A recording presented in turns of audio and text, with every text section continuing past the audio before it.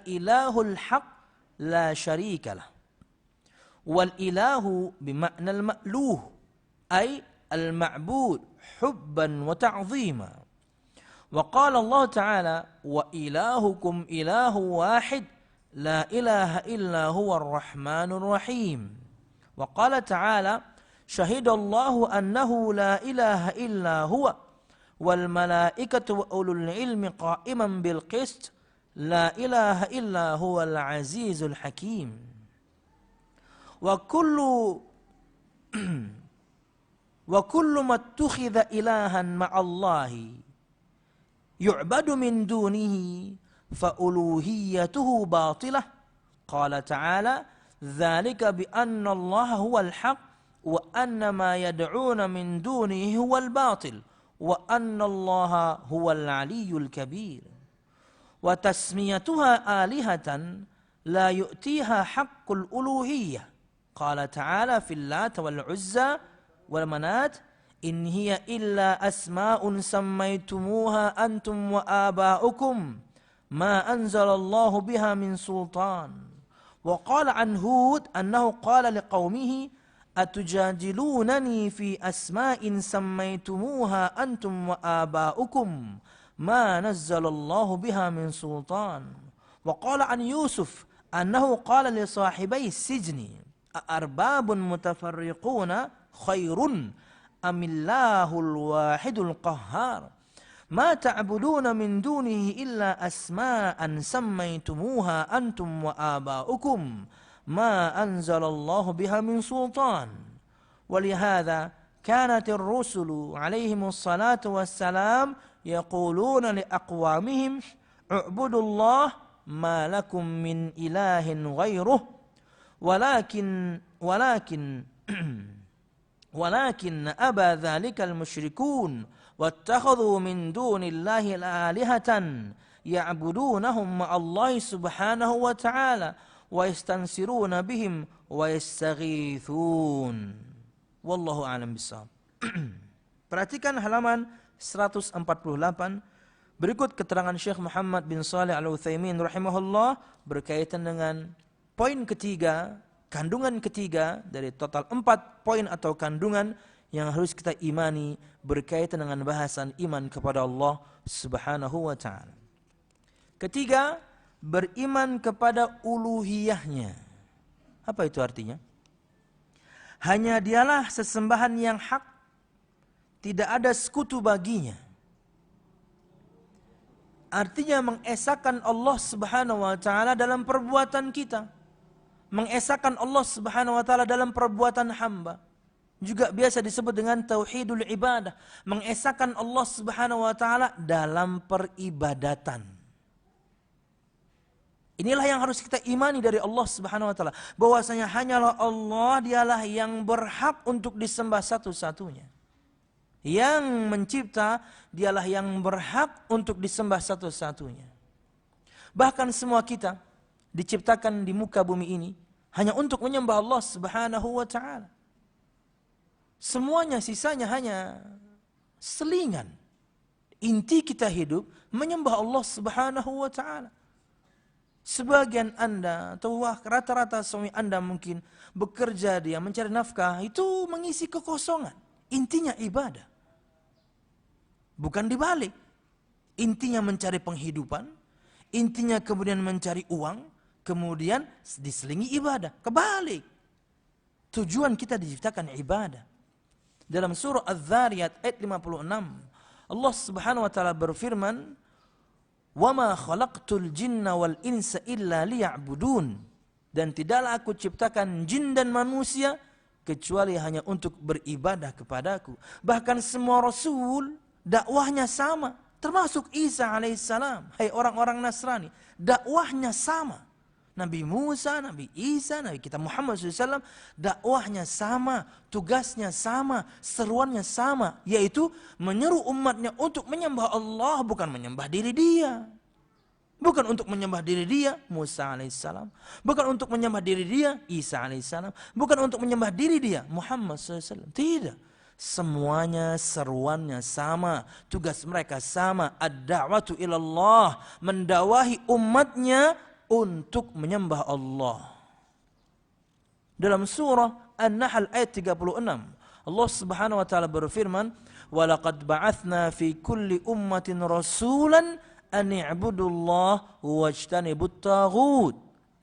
Dan telah kami utus pada setiap umat, pada setiap generasi, pada setiap kaum seorang rasul.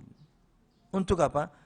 Agar mereka menyeru kepada umatnya, "U'budullah, sembahlah Allah saja, sembahlah Allah satu-satunya Tuhan.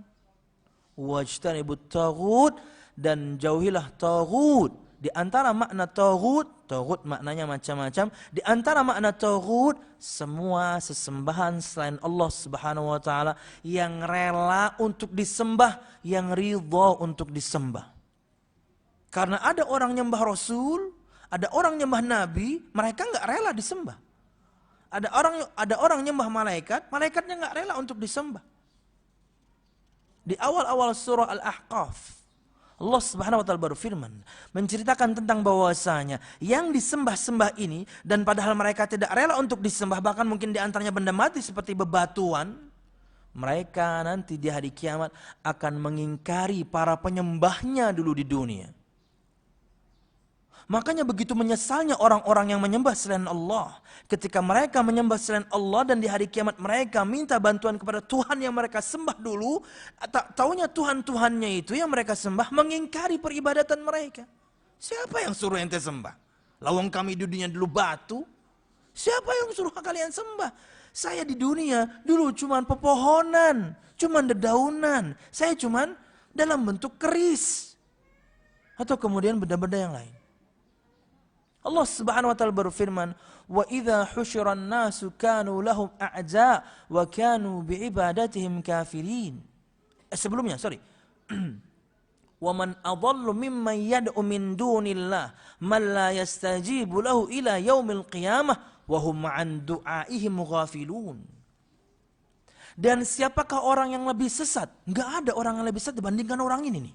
Siapa? Dan siapakah orang yang lebih sesat dibandingkan orang yang berdoa kepada selain Allah? Enggak ada yang lebih sesat dibandingkan orang yang berdoa kepada selain Allah. Sesat sekali. Wa man adhallu mimma yad'u min dunillah man la yastajibu lahu ila yaumil qiyamah. Di mana semua yang mereka seru ini tidak mendengarkan, tidak menjawab, tidak memperkenankan doa-doa mereka sampai hari kiamat, tidak akan mereka perkenankan. Wahum an du'aihim ghafilun, dan mereka yang disembah-sembah ini terhadap doa-doa para penyembahnya dulu, ghafilun, mereka lalai, lawang mereka makhluk. Mendengar juga mungkin mereka tidak. Subhanallah. Jamaah sekalian rahimakumullah. Baru kemudian ayat yang berikutnya. Wa idza husyran nasu kanu lahum a'za wa kanu bi'ibadatihim kafirin. Dan jika nanti semua manusia dikumpulkan di padang mahsyar, Tuhan-Tuhan yang mereka sembah ini akan menjadi musuh untuk para penyembahnya di dunia. Wa kanu bi'ibadatihim kafirin, dan mereka yang disembah-sembah ini karena mereka tidak rela untuk disembah, akan mengingkari peribadatan semua orang yang menyembahnya dulu di dunia. Betapa ruginya orang-orang ini. Menyembah selain Allah, nanti di hari kiamat mereka minta pertolongan kepada sesembahan mereka, tak taunya mereka mengingkari penyembahan mereka dulu di dunia. Siapa yang suruh kamu sembah saya? Lawang saya cuman batu. Kamu sangat sesat, karena di dunia saya hanya batu. Bebatuan, kemudian yang dirangkai jadi patung. Bebatuan kemudian yang dirangkai kemudian jadi candi. Kami benda mati. Kalian sembah, kalian bodoh, kalian sesat. Tidak ada yang lebih sesat dibandingkan kalian. Nah ini menyesalnya orang-orang yang menyembah kepada selain Allah, mempersembahkan amal ibadahnya kepada selain Allah Subhanahu wa ta'ala. Wallahu a'lam bishawab. Ulang. Ketiga, halaman 148. Beriman kepada uluhiyahnya, yaitu mengesahkan Allah Subhanahu wa ta'ala dalam uluhiyahnya. Mengesahkan Allah Subhanahu wa taala dalam perbuatan kita. Artinya semua amal ibadah kita hanya persembahkan kepada Allah. Ini tujuan kita diciptakan. Ini semua risalah para rasul disampaikan agar kita menyembah Allah Subhanahu wa taala. Dan ini hak Allah yang harus kita tunaikan, jamaah. Ini hak Allah yang harus kita tunaikan. Apa itu? Menyembahnya. Nabi Muhammad bertanya kepada seorang sahabat bernama Mu'adz bin Jabal radhiyallahu anhu. Kata itu beliau membonceng sahabatnya bernama Mu'adz bin Jabal radhiyallahu anhu. Kata beliau sallallahu alaihi wasallam, "Ya Mu'adz, atadri ma haqqullahi 'alal ibadi wa ma haqqul ibadi 'ala Allah?" Qala Mu'adz, "Allahu wa rasuluhu a'lam." Qala sallallahu alaihi wasallam, "Haqqullah ay ya'buduhu wa la yusyriku bihi syai'a. Wa haqqul ibadi 'ala Allah alla yu'adziba man la yusyriku bihi syai'a." Wahai Mu'adz, tahukah kamu apa itu hak Allah atas hambanya dan hak hamba atas Allah Subhanahu wa taala? Hak Allah atas hambanya artinya yang harus ditunaikan oleh seorang hamba kepada Allah. Hak hamba atas Allah Subhanahu artinya adalah yang harus dia dapatkan dari Allah Subhanahu wa taala ketika dia melakukan sesuai perintah. Kata Mu'adz bin Jabal, Allah dan Rasulnya yang lebih mengerti. Kemudian Nabi Muhammad menerangkan, haqqullah, hak Allah wahai Mu'adz, ayya'buduh wa la yusyriku bihi syai'an. Hak Allah itu agar mereka semuanya yaitu para hamba ini menyembahnya dan tidak mempersekutukannya dengan sesuatu apapun. Itu hak Allah. Harus kita tunaikan. Artinya amal ibadah kita semuanya, baik itu amal hati, amal lisan, amal anggota badan, persembahkan hanya untuk Allah Subhanahu wa taala, tidak untuk yang lainnya. Ketika Anda persembahkan kepada yang lainnya, bahkan mungkin Anda persembahkan kepada Nabi Muhammad SAW, Anda berbuat syirik. Dosa besar yang paling besar, syirik. Ketika Anda masuk atau terjerumus kepada dosa syirik yang besar, maka semua amal ibadah Anda hancur. Az-Zumar 56. Anda meninggal dengan dosa syirik yang besar ini, Allah tidak akan ampuni dosa Anda. An-Nisa 48:116. Dan tempat kembali Anda adalah neraka Allah Subhanahu wa taala. Al-Maidah 72. Dan kemudian Anda tidak pernah akan bisa ditolong oleh siapapun karena Anda meninggal syirik. Juga Al-Maidah 72. Begitu menyesalnya orang-orang yang menyekutukan Allah Subhanahu wa taala. Sekalipun Anda persembahkan amal Anda, dan ulun pakai contoh dan standar yang paling tinggi Nabi Muhammad sallallahu alaihi wasallam. Anda berdoa kepada Nabi Muhammad, Anda berlindung pada Nabi Muhammad, Anda meminta pertolongan pada Nabi Muhammad, Anda persembahkan doa Anda pada Nabi Muhammad, sekarang Anda berbuat kesyirikan kepada Allah Subhanahu wa taala. Karena beliau tidak memiliki keistimewaan uluhiyah. Yang memiliki keistimewaan uluhiyah adalah hanya Allah. Semua amal kita, lisan, badan, dan juga hati, hanya kita persembahkan kepada Allah, bukan kepada selainnya, bahkan untuk Nabi Muhammad SAW. Ingat, ulun pakai contoh yang paling tinggi. Artinya kalau ada orang berdoa kepada selain Allah dan levelnya di bawah Nabi Muhammad, orang memohon pertolongan kepada selain Allah yang levelnya di bawah Nabi Muhammad, orang berlindung kepada selain Allah yang level orang itu di bawah Nabi Muhammad. Tidak ada orang yang bisa mengalahkan solehnya Nabi Muhammad SAW. Kata Nabi Muhammad SAW, "A'lamukum billahi ana, atqakum billahi ana." Orang yang paling faham akan Allah di antara kalian saya. Orang yang paling bertakwa kepada Allah di antara kalian saya. Tidak ada orang yang bisa mengalahkan takwanya Nabi Muhammad. Tak taunya ada saja sebagian orang mempersembahkan atau memanjatkan doanya kepada makhluk. Sudah meninggal makhluknya ini, sesoleh apapun dia, tidak pernah mengalahkan Nabi Muhammad SAW. Sedangkan Anda jika persembahkan kepada Nabi Muhammad saja Anda syirik. Apalagi kemudian yang levelnya di bawah Nabi Muhammad SAW. Begitu cara memahaminya. Jika Nabi Muhammad saja Anda salah, 148. Yang belum dapat buku, silahkan daftarkan diri Anda ke Bu Jamilah ya, atau Bu Mimil ya. Nanti insya Allah dikasih bukunya ya, tahun depan ya. Ya kan sebentar lagi 2019. Ketiga, beriman kepada uluhiyahnya. Hanya dialah sesembahan yang hak, yang benar. Tidak ada sekutu baginya, enggak perlu Allah dengan sekutu. La ilaha maknanya adalah al-ma'luh. Tiada Tuhan, itu artinya tiada sesembahan yang berhak untuk disembah. La ilaha yang artinya tiada Tuhan, maknanya adalah al-ma'luh, yang disembah. Sinonim dari kata al-ma'bud, atau yang bermakna yang disembah. Karena kecintaan dan pengagungan. Jadi tidak ada yang berhak untuk disembah dengan cinta dan pengagungan kecuali Allah Subhanahu wa taala. Enggak ada. Hanya Allah yang berhak untuk disembah. Tidak ada sesembahan selain Allah Subhanahu wa taala yang berhak, yang layak, yang patut disembah kecuali Allah Subhanahu wa taala.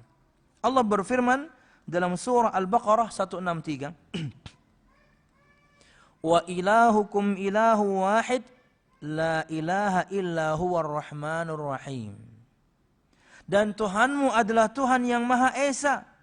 Tiada sesembahan yang hak benar melainkan Dia yang Maha Pemurah lagi Maha Penyayang. Tidak ada. Hanya Allah Subhanahu wa taala yang berhak untuk disembah. Allah juga berfirman dalam surah Ali Imran ayat 18. Syahidallahu annahu la ilaha illa huwa wal malaikatu wa ulul ilmi qa'iman bil qist la ilaha illa huwal azizul hakim. Allah menyatakan bahwasanya tidak ada sesembahan yang hak, yang benar melainkan Dia yang menegaskan keadilan. Para malaikat dan orang-orang berilmu juga menyatakan demikian. Artinya bahwasanya tiada Tuhan yang berhak untuk disembah selain Allah Subhanahu wa taala. Tidak ada sesembahan yang hak melainkan Dia yang Maha Perkasa lagi Maha Bijaksana.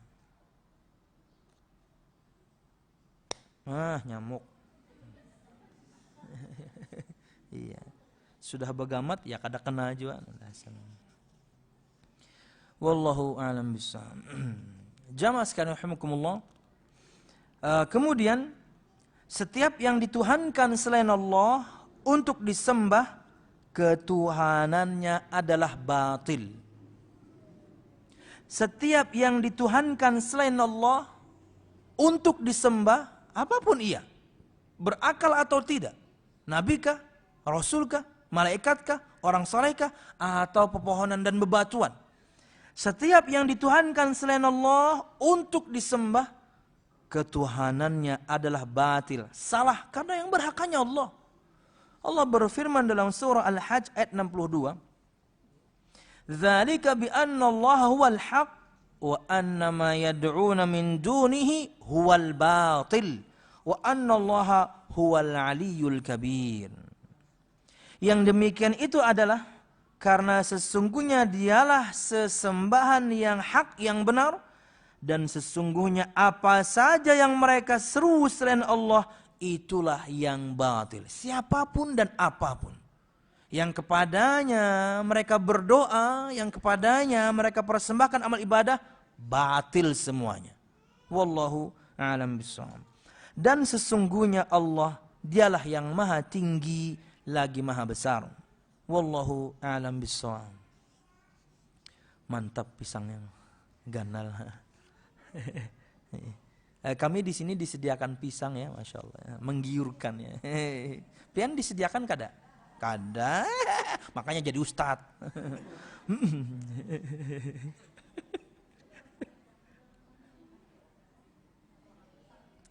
Kami lagi. Kadang-kadang tuh serba salah pula. Kadang-kadang kita betul-betul ingin beli sebuah produk, tapi orang itu tahu kita penceramah. Enggak kenal-kenal amat, cuman dia tahu pian yang rancak di TV lo aja. Kita betul-betul pengen beli nih, tak taunya digratiskan. Kan nggak enak ya, karena kita pesan 2, coba tahu gitu kan pesan 5. Asar ya. Wallah bisa. Ulun tanya kepada yang lainnya mendapatkan hal yang sama. Contoh Ustadz Hasbi gitu ya. dia mau beli apa gitu, dia mau beli produk, aksesoris untuk mobilnya. Dia bertanya gitu ya, dia bertanya ke salah seorang jamaah yang menggunakan aksesoris itu, dan Ustaz Hasbi naksir, berapa harganya ini pian nukarnya aja? Murah aja, saja. Besoknya diantari. Kata Ustaz Hasbi, ulun tuh waktu itu butuh-butuh betakun, hendak nukar berapa garang harganya? Kayaknya gratis. Aduh, wallah bisa. Pengennya ngomongnya tuh bukan aksesoris lah. Berapa harga mobil pian nih? Diantari isek, pengennya gitu ya. Cuman karena yang mau antari ya. Kecuali ada mobil-mobilan Hot Wheel. Wallah bisa.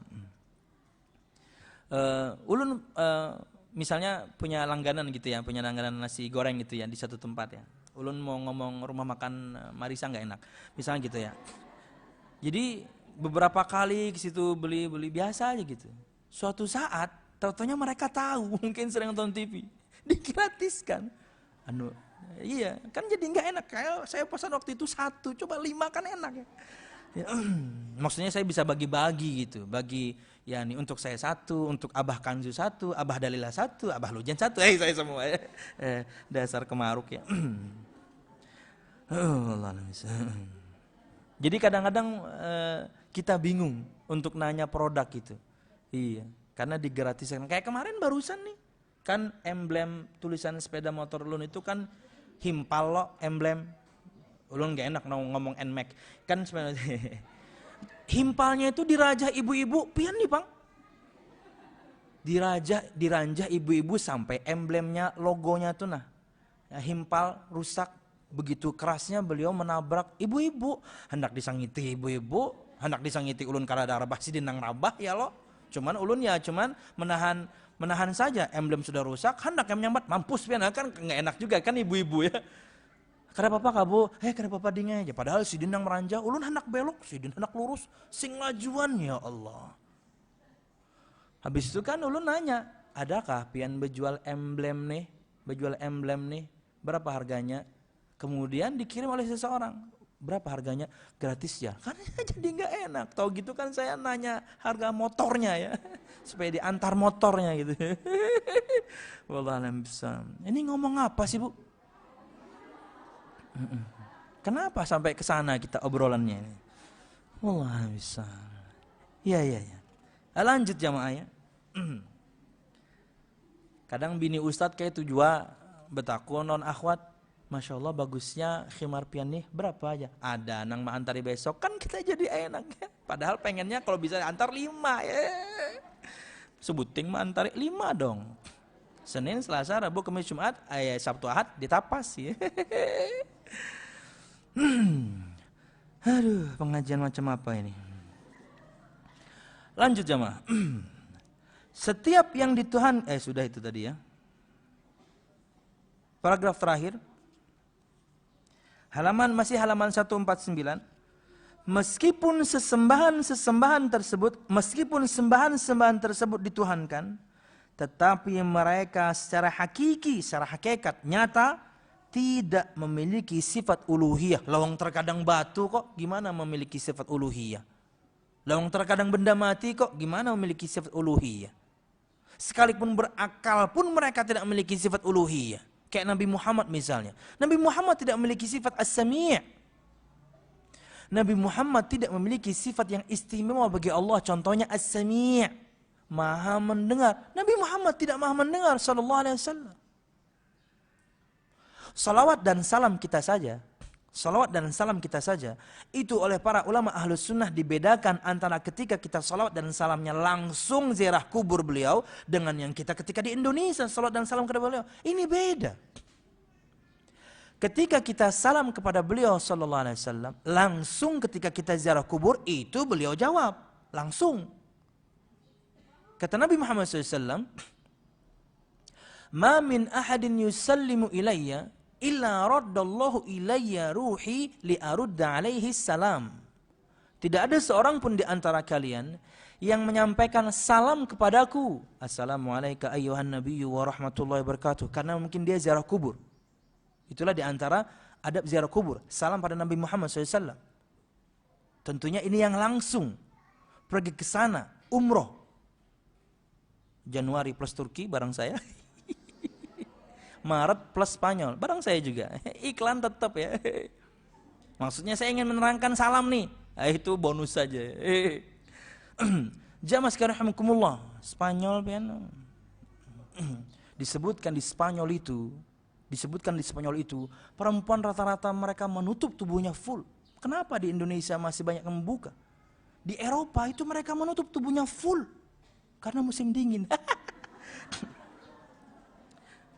Bingung mungkin ibu-ibu, kenapa ya musim dingin bu, semuanya full ya.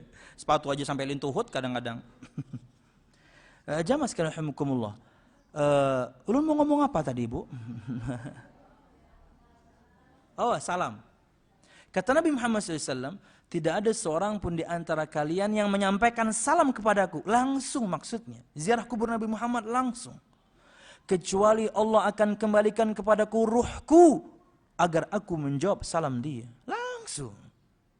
Kenapa garang ruh Nabi Muhammad dikembalikan? Ruh Nabi Muhammad sudah di surga sekarang. Jika Anda bertanya, apakah surga sudah ada penghuninya sekarang? Sudah. Kalau itu berkaitan dengan roh atau ruh. Ruh para nabi, ruh para rasul, ruh sebagian orang saleh, ruh orang-orang yang mati syahid, bahkan sudah berterbangan di surga sekarang. Tapi kalau pertanyaan Anda apakah ada penghuninya berkaitan dengan ruh yang ada dalam jasad, maka belum. Itu nanti di hari kiamat. Ada aturannya. Ini semua berdasarkan sabda Nabi Muhammad SAW, faedah tambahan. Kata beliau SAW, hadis Imam Muslim, berkaitan dengan ruh orang-orang yang mati syahid di medan perang. Keutamaan mereka. Arwahuhum fi jawfi tayrin khudrin laha qanajilun mu'allaqatun bil arshi tasruhu fil jannati haitsu sya'at thumma ta'wi ila tilkal qanajil. Ruh-ruh mereka, orang-orang yang mati syahid di medan perang. Syahid itu diantara maknanya masyhud. Syahid itu artinya disaksikan akan keimanannya, disaksikan akan keislamannya oleh para malaikat Allah dan yang lainnya. Artinya meninggalnya dengan cara yang lebih utama dibandingkan yang lain. Yang tentunya ulun baru ingat sekarang, ulun punya janji untuk membahas masalah syahid ini ya. Insyaallah di awal bulan ketika kita tematik, dalam sebulan kita tematik satu, kita akan sebutkan detail tentang mati syahid. Kata Nabi Muhammad SAW, ruh-ruh mereka ada di tembolok seekor burung yang berwarna hijau. Dia memiliki lentera. Tidak kita artikan sebagai sangkar, tapi lentera. Tempat dia menclok ya. Lentera ini menggantung di arsy Allah Subhanahu wa Ta'ala. Kemudian dia berterbangan di surga Allah. Kapan? Sekarang. Semua mereka berterbangan di surga Allah. Artinya ruhnya sudah jalan-jalan ini. Kemudian nanti mereka akan kembali kepada lentera tersebut. Kembali kepada bahasan. Bahwasanya Nabi Muhammad tidak maha mendengar. Bahwasanya Ahlus Sunnah membedakan antara orang yang menyampaikan salat dan salam langsung kepada beliau ketika ziarah kubur dan yang di negerinya masing-masing tidak ziarah kubur langsung. Yang ziarah kubur langsung Nabi Muhammad jawab. Yang tidak disampaikan kepada beliau salam dan salawat itu. Kata Nabi Muhammad SAW, Inna lillahi malaikatan sayyahina fil ard yuballighuna an ummatis salam. Sesungguhnya Allah Subhanahu wa Ta'ala memiliki malaikat-malaikat banyak bertebaran di muka bumi yang mereka menyampaikan salam-salam umatku kepadaku. Bukti beliau enggak dengar karena disampaikan kepada beliau. Wahai Muhammad, umatmu menyampaikan salam. Fulan bin Fulan menyampaikan salam. Di antara keutamaan hari Jumat, kata Nabi Muhammad SAW, فَأَكْفِرُوا مِنَ الصَّلَاةِ عَلَيَّ فَإِنَّ صَلَاتَكُمْ مَعْرُوضَةٌ عَلَيَّ. Perbanyaklah kalian bersalawat kepadaku di hari Jumat, karena salawat kalian disampaikan kepadaku. Enggak dengar beliau, tapi disampaikan. Ini bukti. Jika kasus Nabi Muhammad saja seperti ini SAW, gimana orang yang levelnya jauh di bawah beliau SAW? Yang lebih tidak maha mendengar, karena hanya Allah yang maha mendengar. Wallahu a'lam bishawab. Kemudian, meskipun sembahan-sembahan tersebut dituhankan, tetapi mereka secara hakiki tidak memiliki sifat uluhiyah, tidak punya. Ini sifat Allah. Kita persembahkan hanya kepada Allah, bukan kepada makhluk.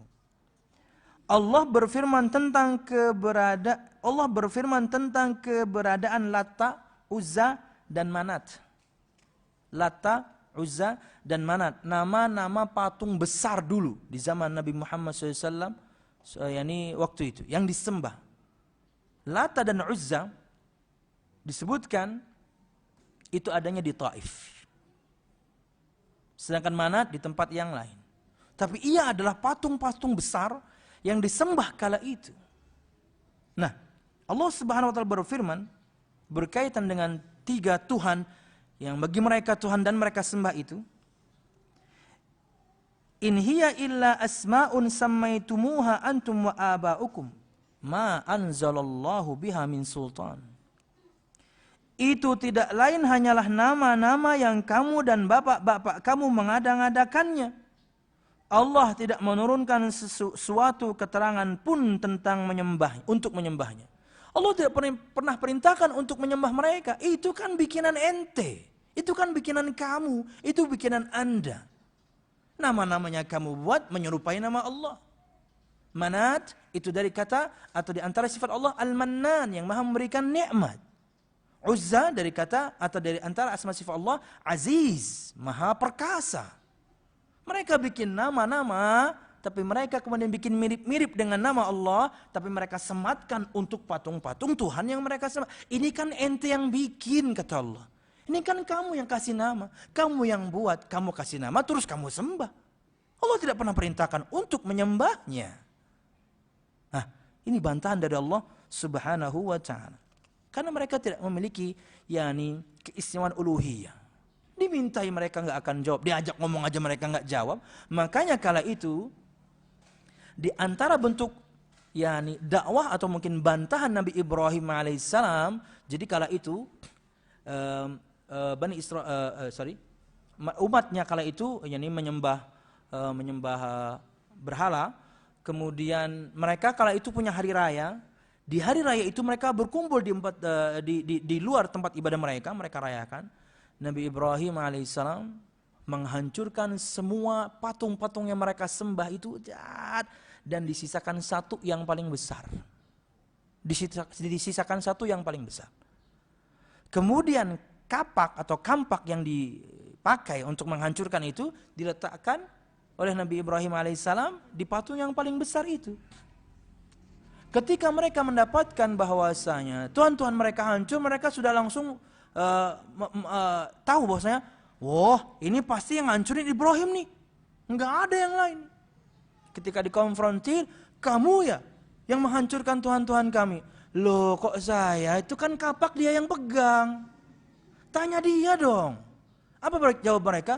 Gimana bisa ditanya, loh dia benda mati? Loh ente tahu dia benda mati, kenapa ente sembah? Pinter ya? Ya, membantah langsung. Kalian tahu dia hanya benda mati, kok kalian sembah? Karena ini memang diantara sifat Nabi dan Rasul, itu rata-rata semua Nabi dan Rasul itu cerdas. Selain tentunya sifat yang lain, mereka secara fisik sempurna, terlepas dari seorang Nabi yang kemudian mendapatkan ujian pada kulitnya. Secara umum semua nabi fisiknya sempurna, kemudian mereka cerdas, kemudian mereka juga para pemberani. Bagaimana kalau misalnya seorang nabi atau rasul tidak pemberani? Ingin menyampaikan risalah Allah dihantak lon preman, kada jadi mana ibu pandir. Allah telah mewahyukan kepadaku satu wahyu. Apa pianja? Kada jadi aimun kayak itu ya. Nah, si ikung betato mahantak. Kada jadi nabinya berceramah karena penakut. Enggak. Mereka pemberani dan sangat luar biasa beraninya. Termasuk Nabi kita Muhammad sallallahu alaihi wasallam. Umar bin Khattab itu sebelum dia masuk Islam, itu tidak pernah ada yang bisa mengalahkan Umar bin Khattab. Dalam hal tarung. Enggak ada yang bisa mengalahkan Umar bin Khattab. Suatu hari ketika dia ingin membunuh Nabi Muhammad SAW karena adik dia masuk Islam, dia datang ke rumah Abul Arqam dan saya tidak salah Nabi Muhammad kali itu ada di situ. Begitu dia datang, Nabi Muhammad samperin. Nabi Muhammad yang nyamperin, dia masuk, Nabi Muhammad samperin. Dan disebutkan dalam sebuah riwayat, Nabi Muhammad mengumpulkan semua kerah bajunya Umar bin Khattab dan beliau angkat. Umar bin Khattab itu kalau naik kuda, dan kita berbicara kuda Arab, itu kakinya masih ngegesrek, begitu besarnya orangnya. Nabi Muhammad yang menghampiri, dia kumpulkan semua kerah baju Umar bin Khattab, kemudian Nabi Muhammad angkat. Bahasa kita mungkin untuk sekarang, mau apa? Digituin. Orang gak pernah kalah gelut. Orang gak pernah kalah tarung. Niat pengen bunuh Nabi Muhammad SAW kala itu. Digitukan sama orang yang akan dia bunuh. Mau apa kamu? Langsung down tuh bang. Kenapa? Karena Nabi Muhammad memang pemberani. Sallallahu alaihi wasallam. Dan Nabi Muhammad pasti badannya lebih kecil. Sallallahu alaihi wasallam. Tapi beliau SAW physically sempurna. Disebutkan. Yani kuat. Beliau jarak antara dua pundaknya jauh. Maksudnya dada beliau bidang. Sallallahu alaihi wasallam. Dan disebutkan di riwayat yang lain juga dada dan perut beliau rata ya, enggak seperti ini ya. Soal kotak-kotaknya perlu riwayat, kita perlu bahas. Yang jelas disebutkan dada dan perut beliau rata sallallahu alaihi wasallam. Tapi jangan mencela orang gendut ya, kasihan ya. Bukankah sebagian sahabat yang dicela sebagian orang munafikin kala itu rada tambun, kemudian Nabi Muhammad marah. Ya teman, enggak bagus juga ya. Ya diet lah, tapi mulai besok ya. Mungkin habis ini kan mie ayam, dietnya besok ya. Sallallahu alaihi wasallam. Oke. Kita lanjutkan. Ini terlalu panjang karena bahasan ini rada panjang, Ibu. Ya, sampai halaman 153 pengen perhatikan. Oke. Kemudian surah Al-A'raf 71. Sudah sejam nih. Urun akan sudahi mungkin di halaman ini ya, kita bahas cepat ya.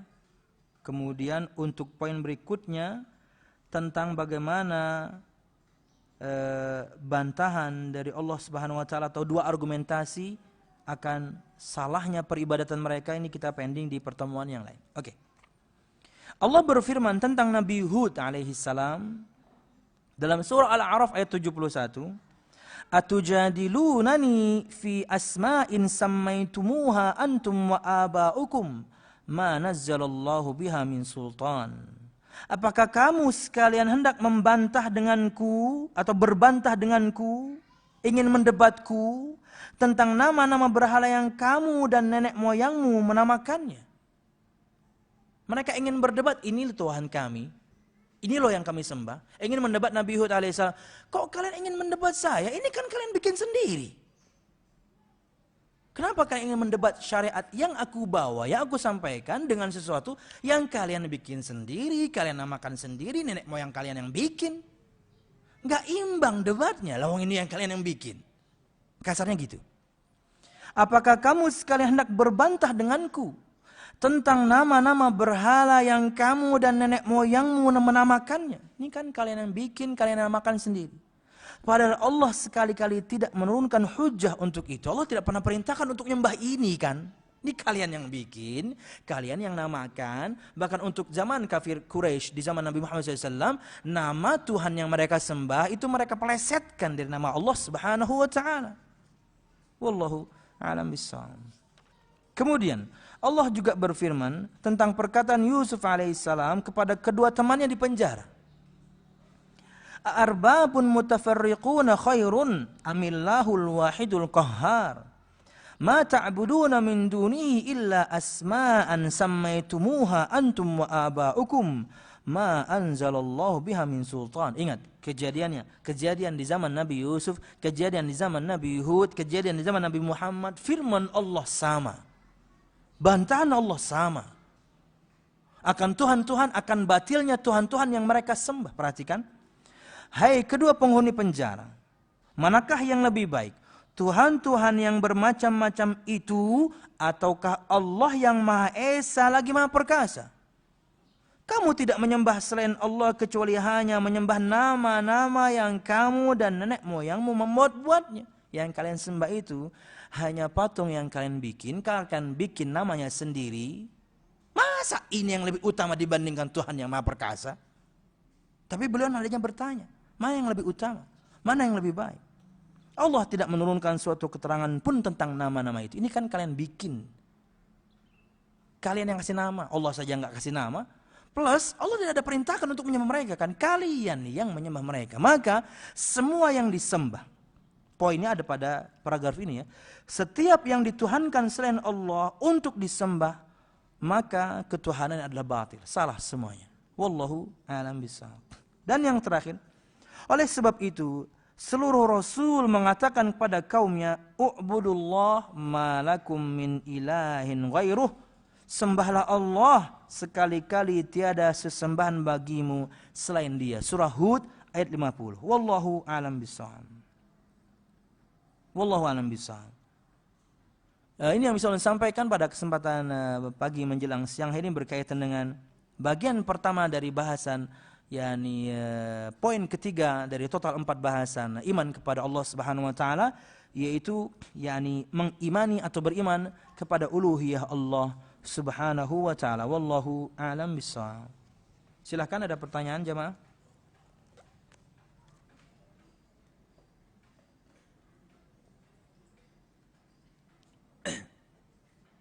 Ya. Kalau tidak ada, biar cepat makanan kita ya. Sudah lafar ini pakai F. Ada? Biasanya begitu ulun mau tutup hanya ada tatjar. No. Ada? Silakan. Ya. Yang mau nanya langsung juga boleh ya. Ada mikrofon sepertinya di belakang. Tapi kita bahasin dulu. Ada yang lain? Belum? Oke.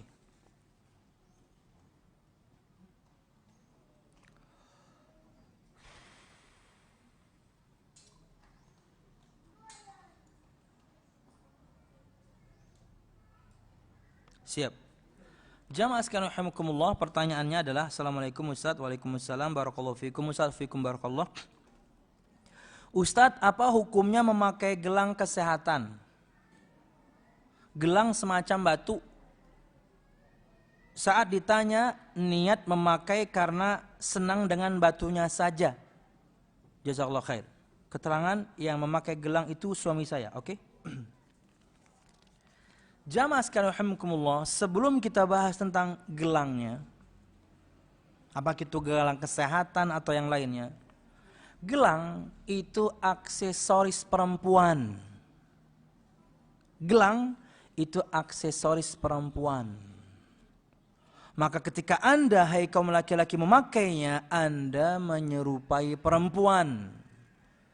Dan ada laknat dari Nabi Muhammad SAW untuk laki-laki yang menyerupai perempuan dan perempuan-perempuan yang menyerupai laki-laki. Kata Nabi Muhammad SAW, la'anallah al-mutasyabbihina minar rijali bin nisa. Allah melaknat laki-laki yang menyerupai perempuan. Gelang, kalung, anting itu khas perempuan. Itu aksesoris mereka dan khas khusus. Ketika laki-laki memakainya, maka Anda telah menyerupai perempuan dan ada ancaman laknat. Berarti kalau ada ancaman laknat, melakukannya dosa besar. Simple. Kemudian yang kedua berkaitan dengan memakai gelang kesehatan gelang semacam batu. Saat ditanya, memakai karena senang dengan batunya saja. Jika alasannya karena kesehatan, bagus alasannya. Kalau memang terbukti bahwasanya gelang itu menopang kesehatan kita misalnya. Alasannya tepat padahal. Menggunakan gelang beralasan dengan ini adalah gelang kesehatan, ketika diriset betul-betul bermanfaat untuk tubuh. Tepat alasannya. Tapi tak taunya alasannya karena senang dengan batunya aja. Nah, nggak tepat alasannya. Itu kan gelang kesehatan. Anda pakai kemudian alasannya karena senang dengan batunya. Subhanallah. Jika betul-betul gelangnya itu betul-betul bermanfaat untuk kesehatan pun, iya gelang. Kembali kepada jawaban pertama, maka tinggalkan. Kesehatan bisa diraih dengan cara yang lain. Tinggalkan makanan yang berlemak, tinggalkan makanan yang mengandung kolesterol, bisa. Kemudian olahraga, jalan pagi, angkat beban, angkat barbel, dan juga angkat bini, itu bisa ya. Mungkin dia barbel nggak ada, jadi bininya diangkat. Jakapang lah, kurus bininya lah, bininya 100 kilo. Istri siapa itu? Wallahu a'lam bishawab. Jadi tinggalkannya. Wallahu a'lam bishawab. Alasan kesehatan pun tinggalkan. Anda bisa meraih kesehatan dengan cara yang lain. Dustainya produk-produk kayak ini, kerancakan nonton TV-TV iklan, Bang. Karena itu biasanya ada iklannya itu di sela-sela serial Korea. Kenapa tahu jar? Kayak itu, Bang, sudah.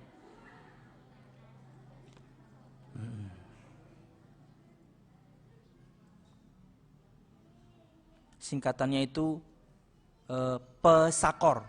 Kan kalau pelakor penyuka lagu Korea. Kalau pesakor penyuka serial Korea. Bini siapa itu? Yang nggak tahu juga saya. Assalamualaikum Ustaz. Waalaikumsalam. Apa hukumnya memakai KB implan atau susuk? Susuk itu angsulan lah padahal. Bahasa Jawa. Angsulan. Susu endi. Dulu saya waktu dari Pekalongan. Ulun TK di Pekalongan ya, TK 0 kecil di Pekalongan. Enggak usah ceritalah saya. Maksudnya ketika kecil ulun dari lahir sampai umur TK 0 kecil di Pekalongan. Lahirnya Pekalongan sebenarnya. Cuman abah enggak pengen ribet, alah Banjarmasin aja lah. Saya masih punya memori itu, begitu sampai ke Banjar kita di Kelayan di Gang Rahmi bersama Kai, ulun belanja. Tapi sama ibunya itu ulun pakai bahasa Jawa. Acil-acilnya bingung, "Hah?" Karena saya pakai bahasa Jawa. Susu endi, Bo? Angsulannya mana? Bingung sih, Din. Kemudian kakak ulun datang, angsulannya aja. Oh ilah ya, lo kata anak kecil bisa dibohongin, saya tahu berapa harganya. Kalau diangsulinya enak aja. Apa hukumnya memakai KB implan, susuk? Wallahu a'lam bishawab. Innamal a'malu binniyat. Pertama kali, apa niatnya? Ingin tidak hamil sama sekali atau ingin kemudian mengatur kehamilan? Kalau untuk tidak memiliki sama sekali, maka itu haram. Tapi kalau untuk pengaturan, ada sebagian para ulama yang membolehkannya. Cuman carilah yang lebih aman ya. Wallahu a'lam bishawab. Apakah kemudian ini aman?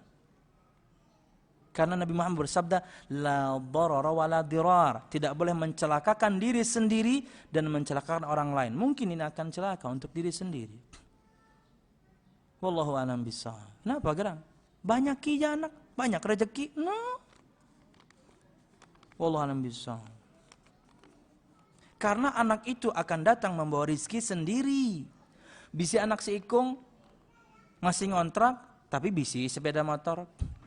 Bisi anak 2 ikung masih ngontrak 2 buting sepeda motor. Bisi anak 3 sepeda motor sisa 1 tapi bisi mobil. Bisi anak 4 mobil lunas, bisi rumah. Nah, ulun menceritakan diri saya sendiri ya. Karena mereka datang dengan rizki masing-masing.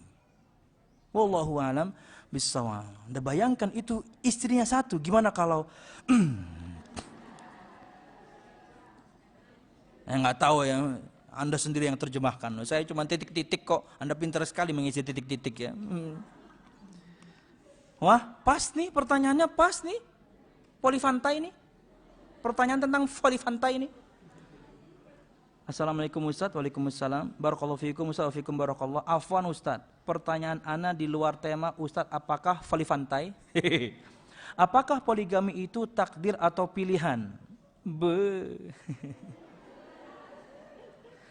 Ini tanya sama Ustaz Aiman. Jangan nanya saya. Wallahu a'lam bishawab. Secara umum, semua kita punya keinginan, semua kita punya kemampuan. Tapi semuanya di bawah kehendak Allah Subhanahu wa taala. Betapa banyak laki-laki ingin mampu, tapi kada wani. Wallahu a'lam bishawab. Iya. Dengan keinginan dan kemampuan kita silahkan memilih.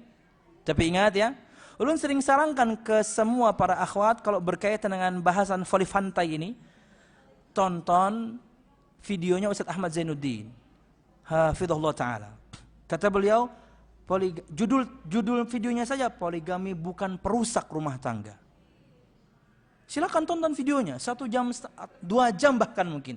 Bahasan yang berimbang agar laki-laki tidak bermudah-mudah, perlu banyak pertimbangan, dan agar perempuan ketika seorang laki-laki memang memenuhi persyaratan, Anda tidak boleh menghalang-halangi, tapi bahasannya berimbang. Maka kalau laki-laki tidak memenuhi persyaratan, harus tahu diri. Amun kada tahu diri atau tidak tahu diri, pian tanya aja namanya. Siapa ngaran pian? Kada ingat karena tidak tahu diri. Wallahu a'lam bishawab. Ini tanya Ustaz Aiman aja ya. Tapi yang jelas masalah takdir umum, semua kita diberikan kemauan, semua kita diberikan kemampuan, tapi semua itu berdasarkan ketentuan Allah Subhanahu wa taala. Wallahu a'lam bishawab. Silakan pertanyaan langsung.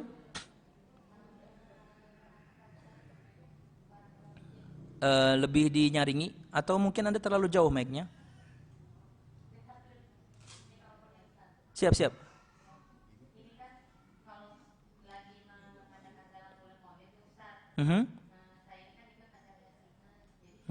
Kenapa yasinannya Anda tambah pelan? Yasinan. Ngomong aja, nggak apa-apa. Santai aja, ya.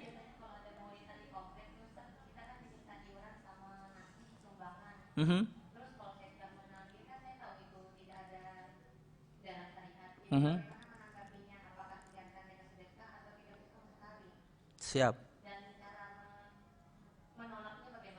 Siap.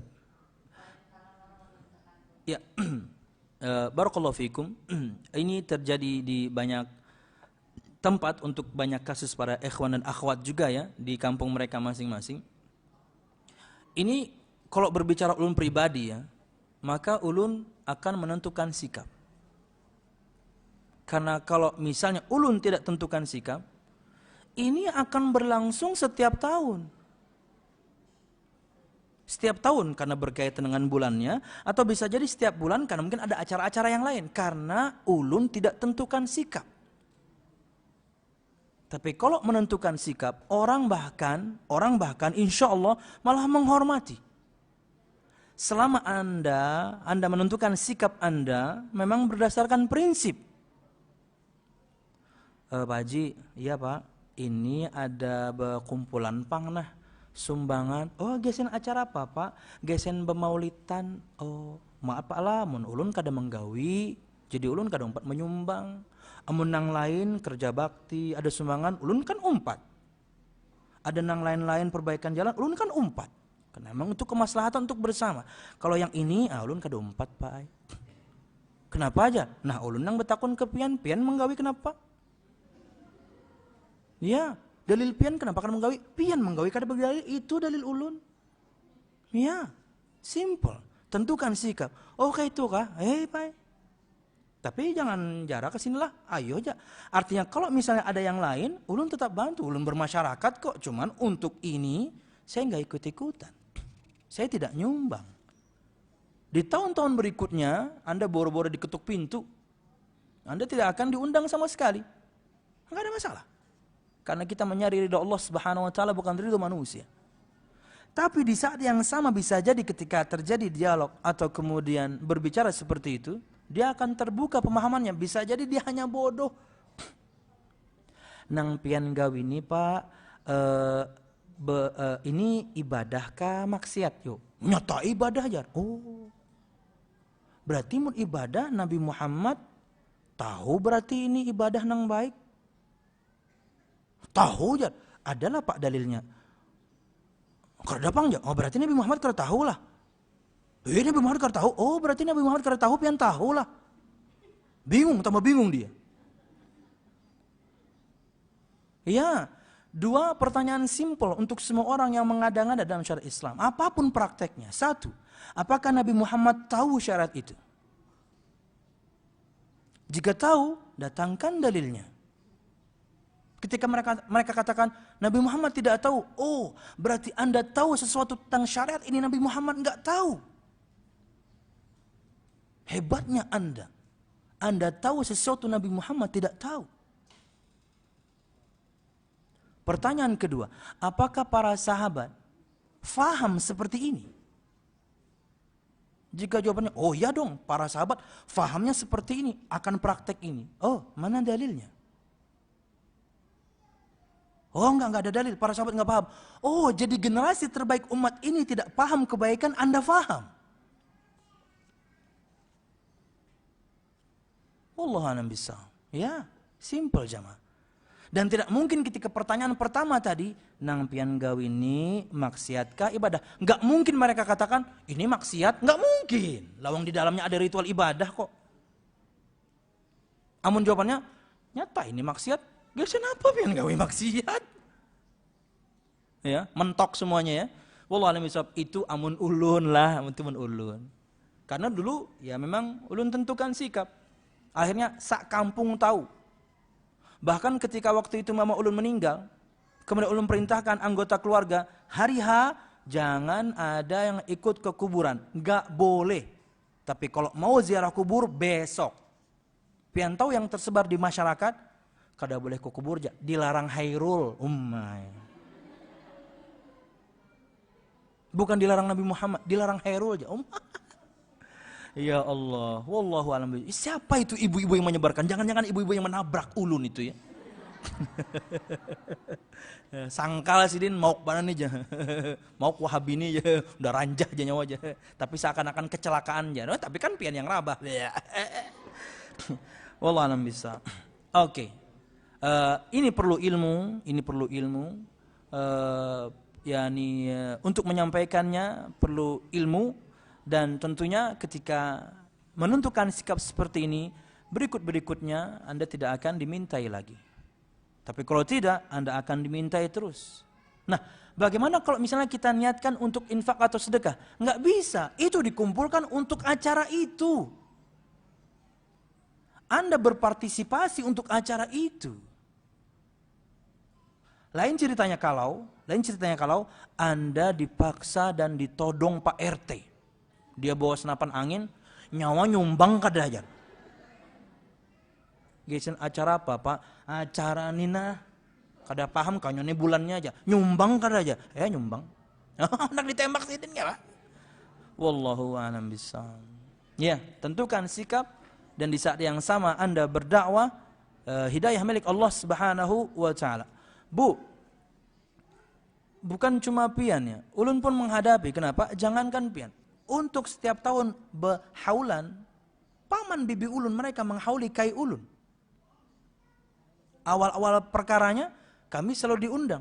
Tapi mereka begitu tahu karena kita menentukan sikap, kami kada datang lah.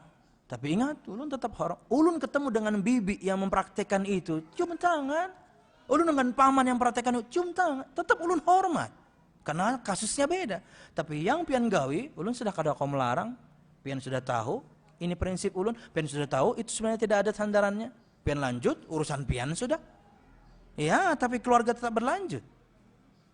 Wallahu a'lam bishawab. Berat memang, tapi harus harus menentukan sikap.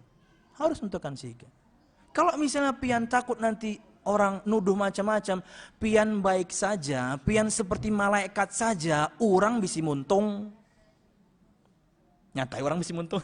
Pian jadi orang paling baik sedunia saja, pian kayak malaikat nih. Wah, pokoknya akhlaknya luar biasa. Wah, tepang pokoknya. Tetap ada yang berpandir. Ingat satu cerita ya, bapak dan anak yang bawa keledai. Ini dalil ketika mendengarkan apa kata orang, kada gawi-gawi. Bapak, anak, keledai. Tak taunya, nak, kamu yang naik nak. Bapak kuat kok, kamu saja naik keledai. Jalan. Apa kata orang? Apa kata orang? Dasar anak durhaka, abahnya berjalan, inya nang naik aja. Akhirnya karena mendengarkan apa kata orang, nak turun nak, biar abah nang naik. Abah kan tetuha. Jalan, orang berpandir pulang, dasar jua aja. Tetap seperti itu. Mesti orang akan berbicara. Anak macam apa ini ya? Apa ya kalau untuk bapak yang naik ya? Oh, ayah macam apa ini? Dia harusnya kan kuat. Kenapa anaknya yang jalan, dia yang di atas tunggangan? Salah pulang, ayah turun naik, udah nakai kita berjalannya di bawah, kado saya dinaiki. Orang ngomong lagi, emak abah lawan anak bodohnya sama ya. Bisi tunggangan kan dinaiki ya. Nah, salah pulang nakai, sudah kita gendong keledainya nih.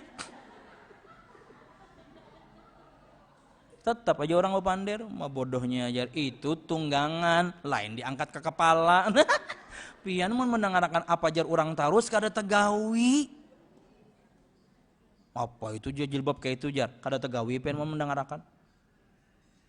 Apa itu jar, berpakaian kayak itu jar, kada tegawi pulang menutup aurat. Kenapa? Anda dengarkan kata orang terus. Bismillah, jalan. Wallahu a'lam bishawab. Cukup ya? Kira cukup ya. Mudah-mudahan bermanfaat. Sadan khilaf mohon maaf. Kalau pian dalam kondisi terpaksa, dalam artian pian terkondisikan di sebuah acara, itu lain cerita. Maka mengingkarinya dalam hati itulah yang bisa kita lakukan. Kenapa? Anda sudah terkondisikan di dalam sebuah acara. Undangannya tasmiahan, hadir pian. Begitu masuk ke dalam tasmiahan, sekalinya maskapai penerbangan. Acaranya macam-macam, subhanallah. Ya, silakan yang terakhir, pertanyaan langsung. Waalaikumsalam.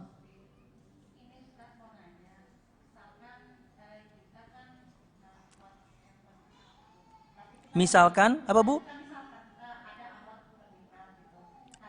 Ada akhwat? Oh, siap.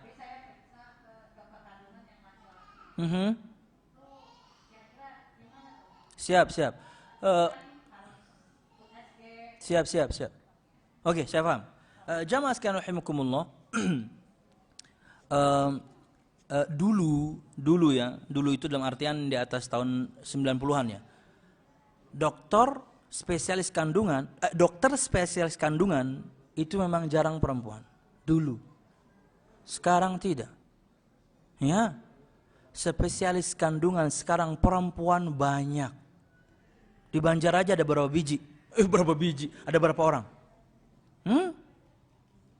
Kalau memang harus diperiksakan karena Anda ingin mengecek kesehatannya, maka kepada sesama perempuan. Anu tataya, nang paling hebat dasar nang lakian tuh, paling hebat kada dasar pian handak. Mereka punya spesialisasi yang sama kan? Ya. Maka lain ceritanya kalau misalnya Anda ini kalau tidak dibawa ke dokter laki-laki itu Anda mati. Darurat itu pertimbangannya mati.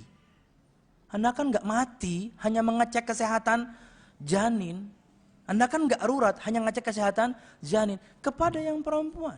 Terkadang kita yang laki-laki pun kemudian, ya ini nggak masuk ruangannya kok. Padahal bini kita yang diperiksa.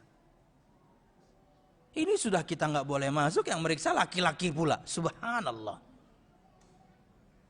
Di mana rasa cemburunya seorang suami istrinya seperti itu kan oleh seorang laki-laki, walaupun betul itu tugas dia sebagai dokter.